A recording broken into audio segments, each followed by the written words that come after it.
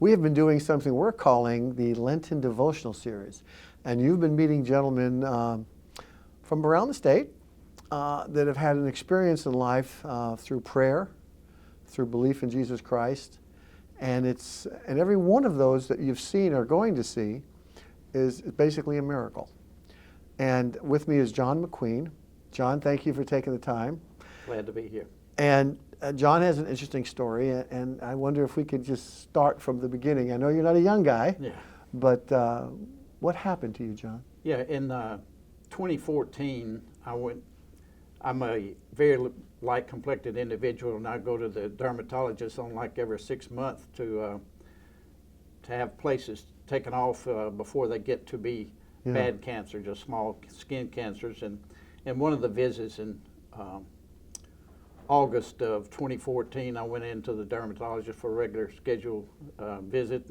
I'd had a place on the side of my head for a number of years, and he hadn't seen anything wrong with it, didn't see any problems with it. And I said, you know, if possible, it's where my hat sat all the time, and I'd like for him to take it off. So he took it off along with another small one right below it. There's a little growth there that he said nothing seems inappropriate. We'll give you the report back. Well, that was on like a Wednesday, and I got a phone call early Monday morning from the dermatologist, and he said it's a melanoma cancer, and we need to get you scheduled to see a surgeon real quick. So that was in August. In September, I was scheduled for surgery with Dr. Smallbach at UAB, and she removed the melanoma, which took out a place about the size of a silver dollar out of the side of my head, and then took off some of the small lymph nodes around it to see if it had moved. Right. And then out of the lymph nodes that she took out, it showed up in one of them. Yeah. So she Cancer said showed up in the one. melanoma showed up in one of the lymph nodes. So she said, as an abundance of caution, we needed to do a neck section. So they cut me from behind the ear down to my Adam's apple and took all the lymph nodes out of that area. And in doing so, they found it had moved into one of that group of lymph nodes. So in abundance of caution, they said that it would be best if I had radiation treatments in that area. So along with having that been found on the surface of my skin, they had found that I had dormant lymphoma. So that was just an added attraction, I guess. Attraction? They did radiation from top of my head down to my shoulder. I had 20 radiation treatments from like January through 21 days of January. And after I had finished those 20 radiation treatments, I went in and to the dermatologist because I had a little place that popped up on my head, and of course was cautious about it. He removed that, came back, and it was melanoma. So the melanoma had metastasized to my skin on top of my scalp. So from there, I went to see an oncologist at UAB, and he put me on a chemo for melanoma because it had metastasized in the skin. I went through three chemo treatments of that, and then I had a lymph node pop up on the side of my neck that was about the size of a large marble. They did a biopsy on that, and it came back with the results that it was cancer from an unknown source. It wasn't melanoma, but a carcinoma from an unknown source. Yeah. So after got the biopsy, I got a phone call. The wife and I were sitting having coffee one morning and got a phone call from the doctor and said, from my perspective and your age at 76, we feel like, probably I'll refer you to your regular internal medicine doctor, and he'll see you through the end. You probably got 3 to 6 months to live. Okay, this is an important thing because John is part of our Bible study, and we have a Bible study every Tuesday morning, by the way, and a group of us guys get together, and I remember when John told us that, and we were all in shock. But John's also been attending our healing services at River Chase United Methodist Right. Church. And he's been coming to the healing services Since it started. almost a year, Yeah. a little over a year. And it's at 5 o'clock, the first Sunday of every month at 5 o'clock at River Chase United Methodist Church in River Chase, of course, at 5 p.m. on the first Sunday of every month. So you've been coming to the healing Right. services. And what does the doctor? Doctor tells you got 6 months to live. He says you got 6 months to live, and he was going to turn me over to my internal medicine doctor to let him. He said he didn't think at my age I'd probably be able to withstand the chemo that would be necessary.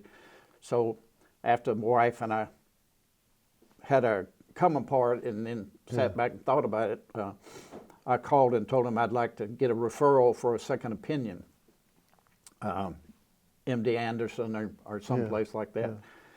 Well, his nurse called me back and said that they had met, and they have a team that works together at UAB, and met and said that he would talk to me, and if I was be willing to try this chemo treatment that they would come up with. Kind of a super duper chemo, or Well, it's some kind of a dual mixture. right? That they'd see how I could stand up on it. So. Yeah. So I had eight of those treatments, one every 3 months, every 3 weeks for 8 treatments. So coming with the prayer service, and I'm hugely involved in the Emmaus community. So there's people praying for you all over the so I had country, really. I was lucky during the time I was taking my radiation. I was scheduled to be a lay director for an Emmaus walk, Right. and there was like 90-something people on that team that we met on a 3 week for 3 weekends, and plus the walk itself. Right. So I had all those people praying. Plus I was on a prayer list of I don't know how many different churches around that the people that friends of mine put me on a prayer list, and then coming to the healing service, and I was firmly of the opinion, and I still am. And I had one thing, one of the lymphoma doctors, head nurse, told me. She said, I'm very impressed with your enthusiasm for, your positive attitude. Yeah. And I said, well, I've got Jesus Christ on my side, and I said I've got a tremendous amount of people with intercessory prayer, and I'm firmly convinced that God's got my extermination date, not the doctors, and Right. that I will go with that rather than with the doctors. Luckily, with the answer to the prayers, I had after I finished my Treatments. 9 months of chemo treatments, the dual chemo treatments.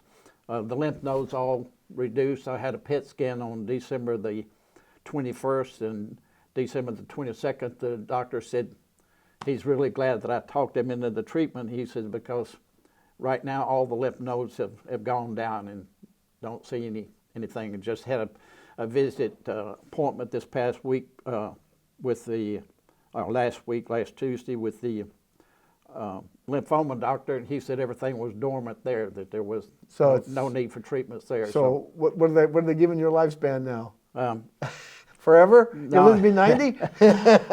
They're just saying we'll take a watch C because it's kind of unusual, and it's a lot of things that they don't know. But he did mention that he was proud that he went ahead and let me take the treatments. He told my wife, he said, at 76, he said, I've got patients 20 years younger than him that don't handle it as well as he did. So I wanted to say, well, God's bigger. And a program that's been very, very impressive. I don't know whether that'll show or not. Well, we'll make it show. With a young lady that has been fighting the cancer with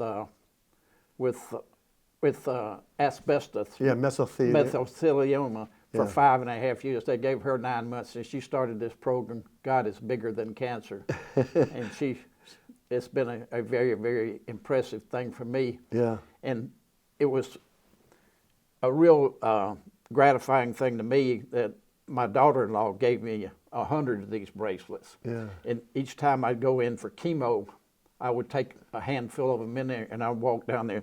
And if you've ever been in a room where there's chemo, there's like dozen chairs and people Right. all taking Yeah. the chemo treatments, and I would give them out. They were not only would they take them, but they would ask for a friend one. Yeah. You know, so it's been an amazing experience, and God is bigger than cancer or anything. And your else. expiration date is unknown like the rest of Unknown us. at the moment, right? Only God knows that. So Yeah. it's been amazing.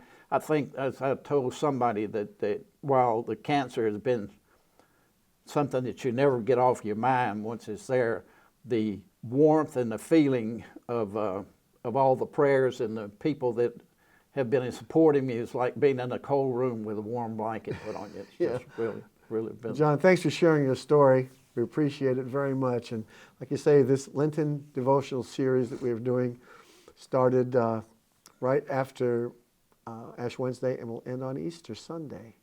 Thanks for being with us.